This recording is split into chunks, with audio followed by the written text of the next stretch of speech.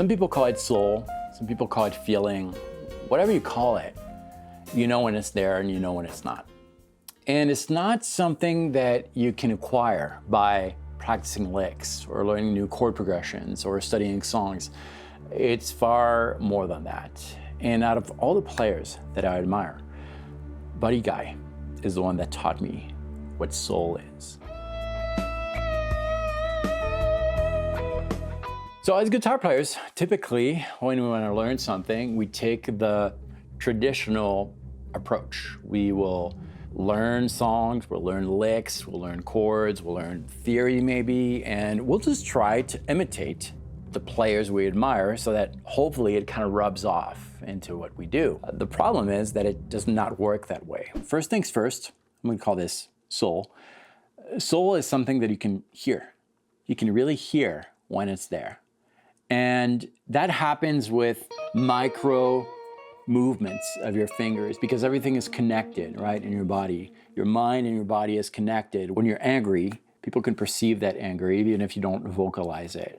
They see it in just your body language, right? And it's the very same thing with music. Music is a language, and if you are communicating something with that language of music, those emotions are going to translate into what people hear. So yeah, you can hear soul and it sounds good when it's there. The problem is that soul is not something that you can learn the traditional way. See, as guitar players, when we want to learn something, we take the traditional way of learning, the one that we've learned in school with math or grammar or whatever it is. We'll start studying the subject that we want to study, like maybe we want to study Jimi Hendrix. Well, we'll learn some Hendrix songs, learn some licks, maybe learn a little bit of theory, and in the end, we might become good imitators of Hendrix, but that doesn't touch Hendrix's soul in his playing, right? All those body languages, those micro movements that translate into what you're hearing are not going to be present by just studying what another player is doing. A blues is a style of music in which soul is pretty much present all the time. The reason is that most blues songs are sad songs. If you think of blues, you think of, man, my wife left me, I am dirt poor, I have no friends, I'm here alone, I have the blues. Those are strong emotions, right? And those original blues players, they used that genre of music to express their pain and their sadness and all that. And you can hear it in their playing, right? So that's why blues is one of those styles of music where you can really hear soul. So in a way, if you want to experience playing with soul, just put on a blues track and start playing. Don't think of people watching you. Just think of a story that you've had in the past that kind of triggers those emotions and play, and you'll hear soul.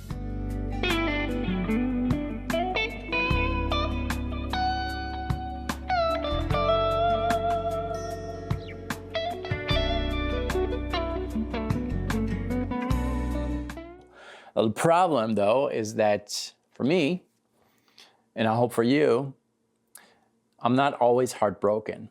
And I don't know what it is, but I have a really hard time conveying my happiness. It's easier for me to express sadness than happiness, and it's a tragedy in itself. I've been thinking about this a lot lately. I just turned 45 and I've been playing guitar for over 30 years. And I've been thinking about the reason why I'm doing music. Is it just out of habit? Is it because I want to be admired? Clearly not. Is it because I want to be a rock star? Well, not anymore. That dream faded a long time ago and I don't want that anymore. No, the reason I love music so much and what I want to achieve musically is just to be in the moment.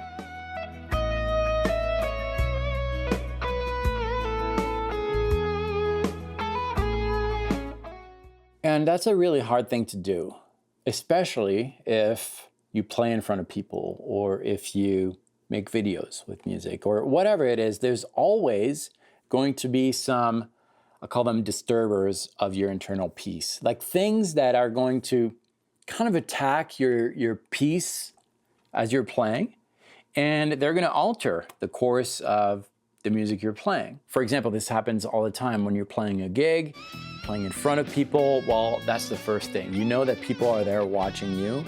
And so that kind of alters your state of being in the moment, because you know people are looking at you. There might be some guitar players in the audience, and you know what they're doing, right? They're watching you. They're scrutinizing you. All that to say that there's a lot of things that can go against you conveying those emotions when you're playing music. But it's not impossible, and it's really worth pursuing, because when someone plays with soul, you can hear it and you can feel it too. And so about 4 or 5 years ago, I was kind of at a darker place musically. I was teaching all day long, pretty much, just thinking of how can I help players become better players, not working on my own music that much. And when I did, it was mostly some session work, recording songs for other people, and it was just kind of a grind. The joy was not always there, and I really felt it. And I really asked the important question, why am I playing? Why am I doing this? And I always got back to the answer, well, because I want to be in the moment. I want to live something and hopefully have other people experience that, whether it's joy, sadness, excitement. I want to live a meaningful moment through the gift of music. So as I went through this period of reconsidering why I'm playing, I started listening to music a little bit more. And I would listen to a lot of those blues guys. And there was one of them that just had something different about him. And yeah, it was Buddy Guy.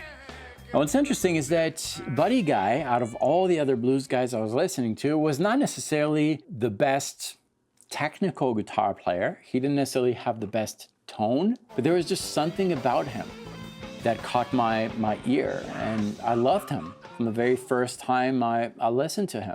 And then I started digging into Buddy's life a little bit more, watching some live footage, interviews. And by discovering a little bit more who Buddy Guy was, I discovered that his playing really matched his person, his personality. When I'm listening to Buddy Guy, I hear joy, happiness, humbleness, and I see all those things when he's talking. He seems like a really nice, humble guy, and you can hear it in his music. All right, so here's how we do it.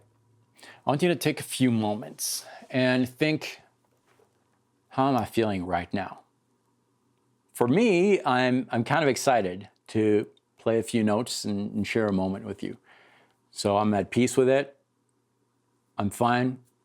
I feel comfortable and excited. So I'm going to plug my guitar in and just play a few notes, being aware of that feeling. But the notes really didn't matter. The scale didn't matter either. None of that matters. What matters is that I was aware of how I felt, and it automatically translates into my playing. You don't have to think about it. You just need to be aware of it. I promise. Just trust the process. If you're trying this exercise and it sounds kind of clumsy, well, it means that there was an attacker of your internal peace going on. You're maybe thinking, oh my gosh, I need to play the proper thing. Well, that attacks your internal peace. Or maybe you're thinking, man, I've been playing for a couple decades now, so what I'm about to play needs to be good. Well, that also is going to destroy your internal peace, and it's not going to work. So you really need to clear your mind and only focus on what you're feeling at the moment. The truth is, there's a lot of times when Buddy is playing that sounds a little sloppy, and that's okay. It still communicates something really genuine, and that's what's important in music. Now, sometimes your emotions is not going to match the emotions that should be used in a song. You might be playing a really sad song, but you're so excited inside because something really good happened to you. So how do you do that? You don't want to act like someone you're not. Instead, I want you to think of a moment, a real moment for you, where you have experienced the feeling that kind of matches the song you're about to play over. So check this out. Here's a backing track. Right now I'm feeling like I said, happy and excited to play. But this track is kind of melancholic. So I'm gonna clear my mind and try to think of something that I have experienced. For me, this musical thing really reminds me of a time in France, in the south of France where I grew up. I was in a train going back home after a few months in music school. It was a long train ride. It took about 7 hours to go back home. And I was thinking on that train ride that this is probably the very last time I'm gonna ride that train back home and the home that I grew up. Because next year, I'm moving out. Because next year, I'm gonna be out of town. I'm gonna be out of this country. See, at the time I had decided that I was gonna make a move to America. I'm still here, 20 years after. And that brought some sadness because I loved my home. And that's what this track reminds me of. So now I'm in that state of mind, I'm ready to play. I'm gonna make sure that I don't pay attention to those disturbers in my internal peace, like the cameras that are around, for example. I'm just gonna be in that moment, not worry about the notes, not worry about the theory, and just live or relive that moment musically right now.